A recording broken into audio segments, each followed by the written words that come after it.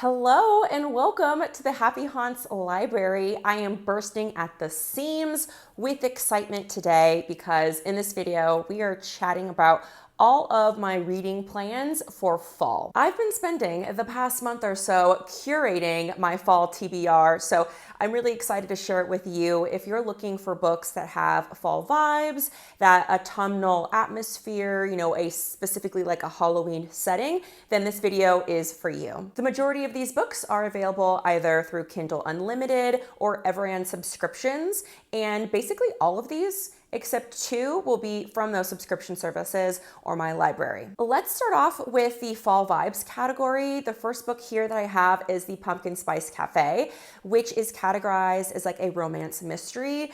It has very much like inspiration of like Gilmore Girls with a small town. There's a coffee shop that we have a young woman inheriting, I think, from like grandparents.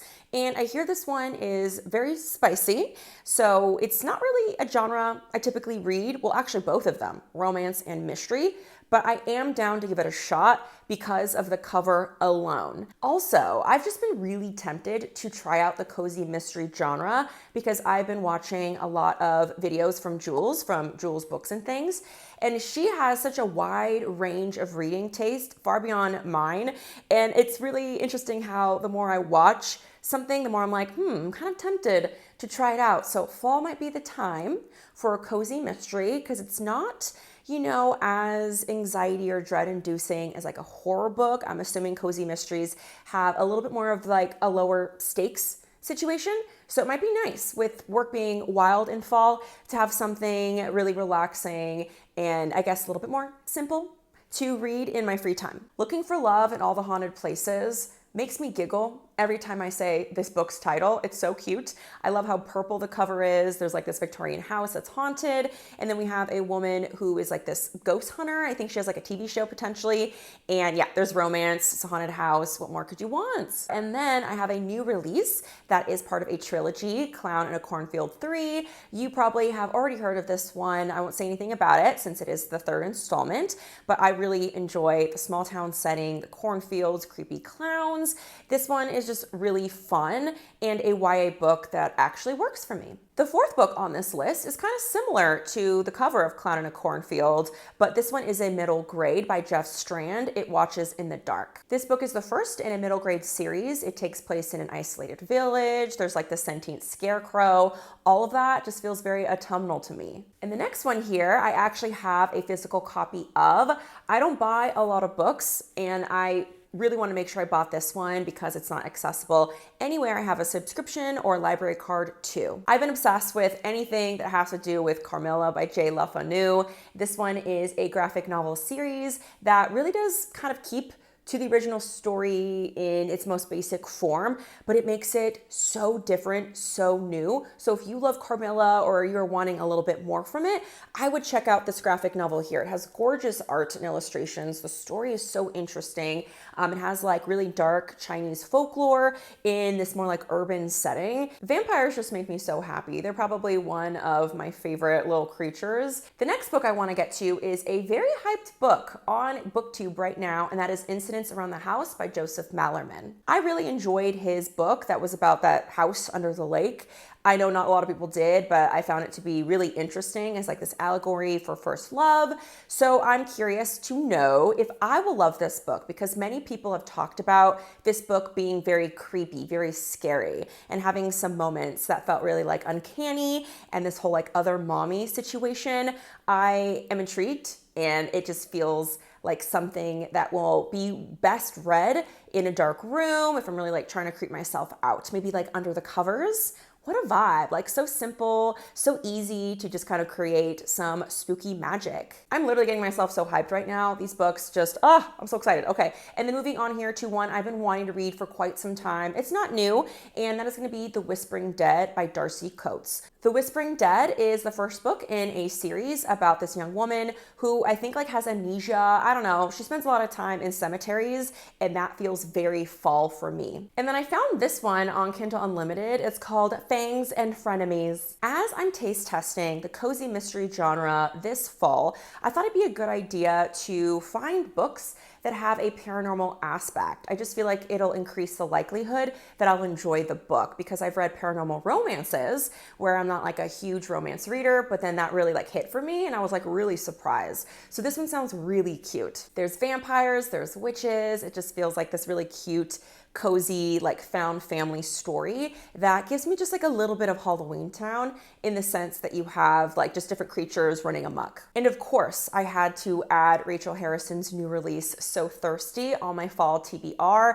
The library loan hold for that one was like put in like months ago. The second I heard that it was being released, I am so excited. I've heard just like a few things about it. Some people are not necessarily in love with it, feeling like it could have gone just a little bit further with what it was doing. So I'll cross my fingers and hope for the best, because there is this like friendship aspect to the story that I've always really loved, the themes of friendship that Rachel Harrison talks about in her other books. And we are keeping the vampire vibes going with Kiersten White's new release. So another new release here, Lucy Undying. This book is about a vampire who is like escaping Dracula. This feels very similar to another book. I think the one by S.T. Gibson. Is that like a Dowry of Blood? Maybe it's that one I'm thinking of. So I'm curious how she's gonna like have her own spin on this. I really enjoy Kiersten White's book Hide, which nobody really did, and I DNF'd Mr. Magic. So this I think will be a good indicator of where I'm at with her books, her work. So for the second part of my TBR, which is books with Halloween settings, these make me so excited, because as somebody who reads spooky things, horror as a genre like all year long, I save all my Halloween books for those fall months, for September, for October. So I'm just like dying to get my hands on these adorable, cute, cozy books. The first one here is Greetings from Moon Hill by Anthony Rupino. This book is an anthology, which can be kind of hit or miss for me, but what makes it more likely to be a hit for me is when you have one theme, or especially if you have one place, one location that all the stories center around. And that's the case for this one. All these stories are interconnected and they build off of each other, and they're set during the fall months. I think like explicitly Halloween is a setting in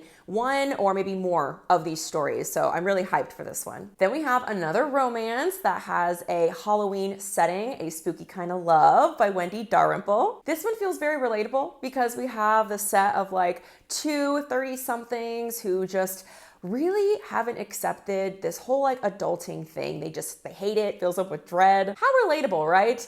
They are two horror-loving, Halloween-obsessed people who meet each other, and they kind of like work out their issues with, accepting what it means to grow up as they fall in love with each other. The next book I have here is a new middle grade release, Give Me Something Good to Eat, that has an epic cover with this gigantic spider standing right on top of like a little lollipop. This book is marketed as being perfect for fans of Hocus Pocus, of Stranger Things, and there's this like little band of friends who have to deal with a big issue that shakes up their friend group on Halloween night. There's an evil witch, there's all these monsters. I really think it's going to be such a cute time. And then we have another short story collection. I think there's like 6 of them. The October Society by Christopher Robertson. He has never written a book that I haven't been absolutely obsessed with. Like, please read Cotton Candy Massacre and My Zombie Sweetheart if you haven't already. They're 2 perfect books for fall. So I've been eyeing his October Society series for quite some time. I read a few pieces of it just to get like a little taste, and it opens up like it's a TV show. And I'm just like, oh, I'm so ready. I'm so excited for this. My 6th one on this list is Autumn Crow by Cameron Chaney. This one is so long overdue. Like, so overdue. It's a book that takes place in a town that is like Halloween 24/7. It's called Autumn Valley. And I feel like this book is definitely an homage to like 80s, 90s spooky books like, Goosebumps and stuff by Christopher Pike, but without any of like those dated or maybe even like problematic elements. This is Halloween by James Moore is a short story collection. There's like tales of kids getting into like shenanigans while they're trick-or-treating. There's another another, scary scarecrow situation going on in this one. So it sounds pretty good. It sounds like it has all the elements with the atmosphere that I'm looking for when I read Halloween books during fall. Like I don't ask for much. Just make me feel like a kid again. That's all I'm asking. I found this next one on Kindle Unlimited and it seems very promising. It also seems very cute. It's called Chaos at the Lazy Bones Bookstore. I found this one because I was searching for books that had similar plots or themes to Halloween Town, my favorite of all time Disney Channel original movie. And just based off of the summary alone, it does sound super similar. There's a young girl, her name is Bailey, and she lives in a Halloween like 24/7 town in Oregon. And the plot kind of centers around her taking over her grandfather's store, the Lazy Bones bookshop, so freaking cute. And somehow that like starts to unravel the dark secrets in her town. So that's giving like Calabar's Revenge. And last but definitely not least has been a book I've been wanting to read for months since I got this one in the mail. That is Mina and the Colts, the third and hopefully not the final installment by the amazing, fantastic Amy McCaw, who also has a YouTube channel that I'll link down below. And I was tempted. I was like, should I reread the first two books before I get to this one?